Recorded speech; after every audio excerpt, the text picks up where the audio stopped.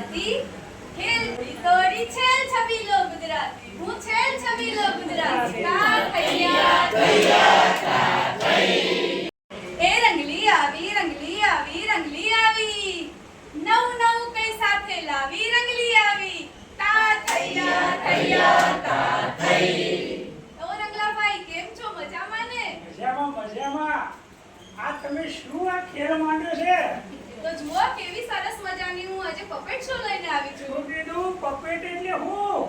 એ puppet એટલે આપણે જે બધી વાર્તાઓ કહીએ છીએ ને બાળકોને એની પ્રતિકૃતિ રૂપે એને રજૂ કરવાની છે જે તમારે બતાવો તો ખુશ કરી નાખો તારી પાસે છોકરા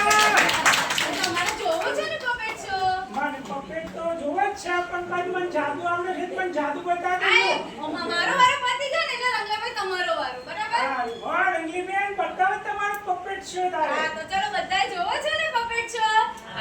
ચલો તારે જો આજે આપણે અહીંયા લપલપિયા કાચબાની વાર્તા રજૂ કરવાના છીએ એ તળાવમાં જાત જાતના જીવજંતુઓ પ્રાણીઓ રહેતા હતા એમાં એક કાચબાભાઈ રહેતા હતા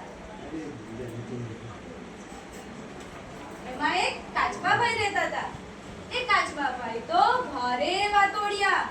આખો દિવસ વાતો કરે બોલ કરે એટલે એ કાચબાભાઈને તો બધાય સાથે ભાઈબંધી થઈ જાય ઉડતા બે હંસ આવ્યા માનસરોવરથી આવ્યા ઘોડા રૂપાળા સરસ મજાના હંસ પછી કાચબાભાઈએ તો એ હંસોને જોયા અને કાચબાભાઈને થયું વાહ કેવા સરસ મજાના હંસો છે પછી એ તો ધીમે ધીમે હંસભાઈઓ સાથે વાતો કરવા લાગ્યા અને ધીમે ધીમે કાચબાભાઈ અને હંસોની તો પાક્કી દોસ્તી થઈ ગઈ રોજ કાચબાભાઈ છે એ હંસોને એમના તળાવની ઈ રોજ એમને આજુબાજુના જંગલો તળાવો માનસરોવરની વાતો કહે એટલે કાચબાભાઈને એમ થાય કે તમને તો કેવી મજા આવે છે કે આવું ડુંગરો જંગલો બધું જોવા મળે છે અને કે અમારે તો આખો દિવસ તળાવમાં રહેવું પડે છે કે હંસભાઈ કોઈ વખત મને તો લઈ જાઓ તો હંસભાઈ કે તમે કેવી રીતે લઈ જાવ કે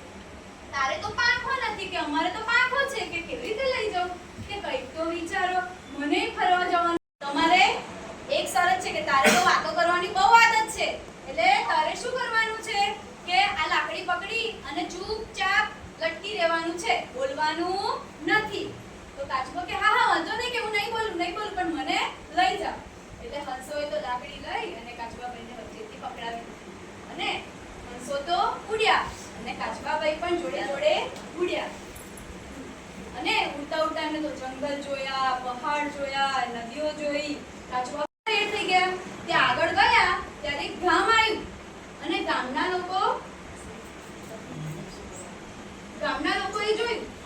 કે કાચબાભાઈ તો ઉડે છે કે પછી અંદર વાતચીત કરવા લાગ્યા અલે જુઓ પેલા કાચબાભાઈ ઉડે આ કાચબાભાઈને કે જબરા વરખા જાગ્યા કે ઉડવાના એટલે કાચબાભાઈથી રહેવાનું નહીં કાચબાભાઈ કે ઉભો રહો અમને તો કંઈક મને સંભળાવવું પડશે અને સંભળાવવા જતા કાચબાભાઈ જેવું બોલવા ગયા એવા કાચબાભાઈ ધડામ દઈને પડ્યા નીચે પડ્યા એવા